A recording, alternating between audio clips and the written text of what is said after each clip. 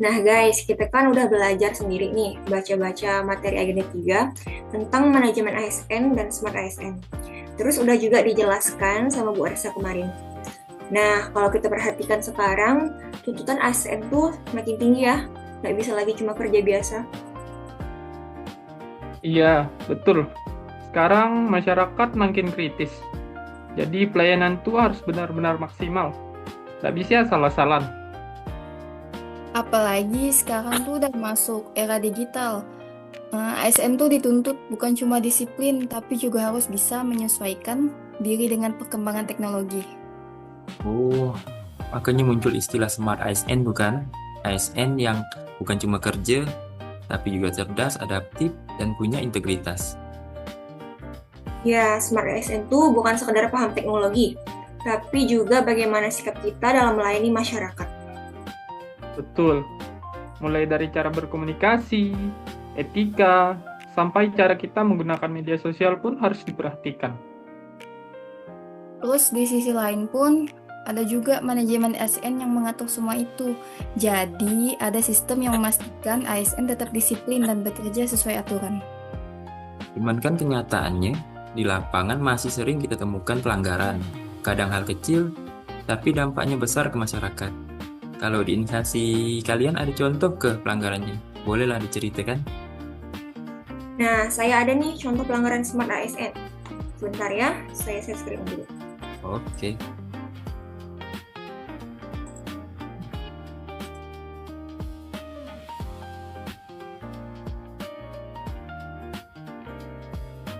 Nah, dari gambar ini kita bisa lihat bahwa pelayanan publik itu menuntut profesionalisme dan kepedulian terhadap masyarakat. Kalau ASN mengabaikan pasien demi kepentingan pribadi, itu jelas pelanggaran nilai Smart ASN karena bisa menurunkan kepercayaan publik.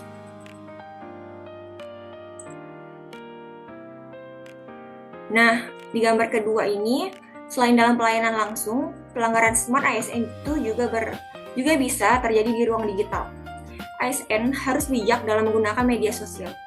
Membagikan aktivitas kerja dan data pelayanan yang dibagikan tanpa izin, itu berarti melanggar integritas dan etika digital sebagai Smart ASN.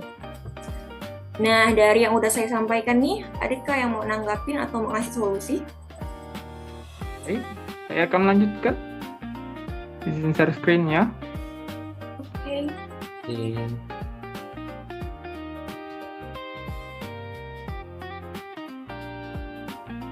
Nah, pada pembinaan dan pimpinan menjadi bagian penting dalam membentuk ASN yang profesional. Kesadaran atas kesalahan adalah langkah awal menuju perubahan yang lebih baik. Kemudian, kayaknya saya tahu lah gimana seharusnya implementasi ASN yang benar. Gimana Seperti tuh, ini Bang? kan? Nah, seperti ini. Penerapan nilai Smart ASN terlihat melalui pelayanan ramah, disiplin kerja, serta pemanfaatan teknologi untuk meningkatkan kualitas layanan kepada masyarakat.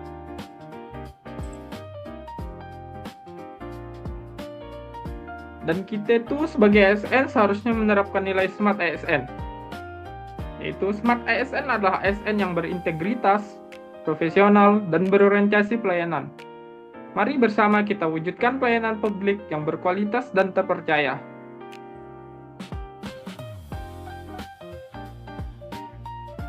Nah, kalau dari saya nih ada sih mau nambahkan tentang manajemen ASN-nya. Bentar ya, saya share screen. Bang Jihan boleh stop screen-nya dulu. Kasih. Bentar ya.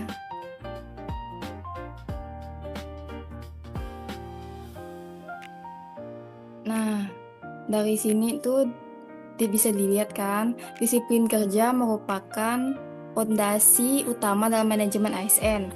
Setiap ASN memiliki kewajiban untuk hadir tepat waktu dan menjalankan tugas secara penuh dan tanggung jawab.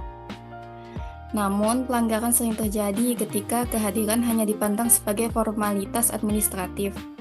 Manipulasi absensi dan ketidakhadiran setelah melakukan presensi merupakan bentuk pelanggaran disiplin yang berdampak langsung pada tertundanya pelayanan masyarakat.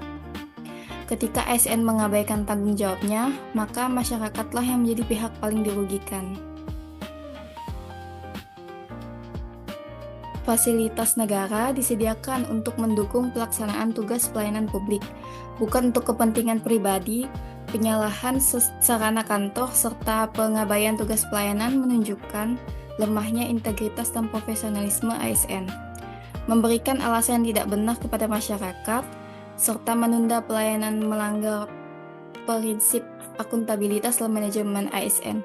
Perilaku seperti ini tidak hanya merugikan institusi, tetapi juga menurunkan kepercayaan publik terhadap pemerintah. Nah, kalau ini tuh contoh gratifikasi.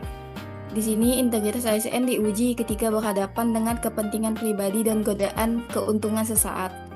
Penerimaan gratifikasi dalam bentuk apapun merupakan pelanggaran serius yang dapat mempengaruhi objektivitas pengambilan keputusan.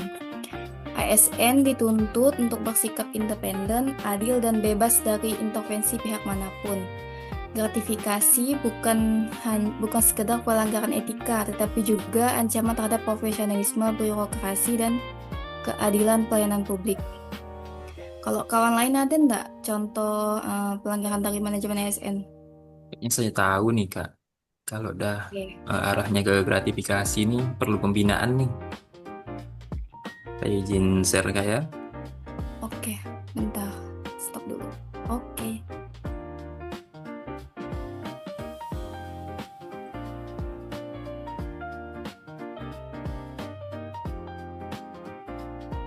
Nah, kalau udah jatuhnya ke gratifikasi atau politik kepentingan nih, perlu dilakukan proses sidang disiplin dan pembinaan. Manajemen ASN seharusnya hadir sebagai sistem untuk menjaga profesionalitas aparatur melalui pengawasan, pembinaan, dan penegakan disiplin. Setiap pelanggaran memiliki konsekuensi yang harus dipertanggungjawabkan sesuai peraturan yang berlaku. Proses pembinaan bukan semata-mata hukuman, melainkan upaya memperbaiki perilaku dan menjaga marwah institusi pemerintah. Disiplin ASN bukan hanya tentang kehadiran, tetapi juga integritas, kinerja, dan tanggung jawab moral kepada masyarakat. Kesimpulannya, menjadi ASN berarti mengemban amanah negara dan kepercayaan masyarakat. Manajemen ASN bukan sekedar aturan administratif, melainkan fondasi untuk membangun birokrasi yang profesional dan berintegritas. Disiplin, kejujuran, dan tanggung jawab adalah nilai yang harus dijaga dalam setiap tindakan. Karena di balik seragam ASN terdapat tanggung jawab besar untuk melayani bangsa dengan penuh integritas. Nah, jadi dari yang kita bahas tadi, sebenarnya jelas ya, jadi ASN itu bukan sekedar kerja, tapi juga soal tanggung jawab. Iya, apalagi sekarang dituntut jadi smart ASN, harusnya bisa jaga sikap, profesional, dan ngerti bagaimana melayani masyarakat dengan baik. Betul tuh. Terus juga kita tuh tetap patuh dengan aturan untuk dalam manajemen ASN.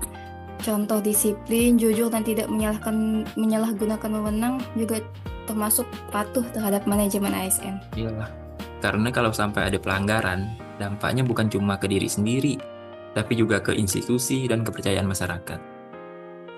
Nah, makanya penting bagi kita untuk mulai dari hal kecil, seperti disiplin waktu dan memberikan pelayanan yang baik pada masyarakat. Dan juga bijak dalam bersikap, baik secara langsung maupun media sosial. Kalau semua itu bisa diterapkan, pasti kinerja ASN bakalan lebih baik, ya nggak sih? Iyalah, dan kepercayaan masyarakat terhadap pemerintah juga akan meningkat. Bersama Kita wujudkan ASN yang profesional, Berintegritas, Dan berorientasi pelayanan.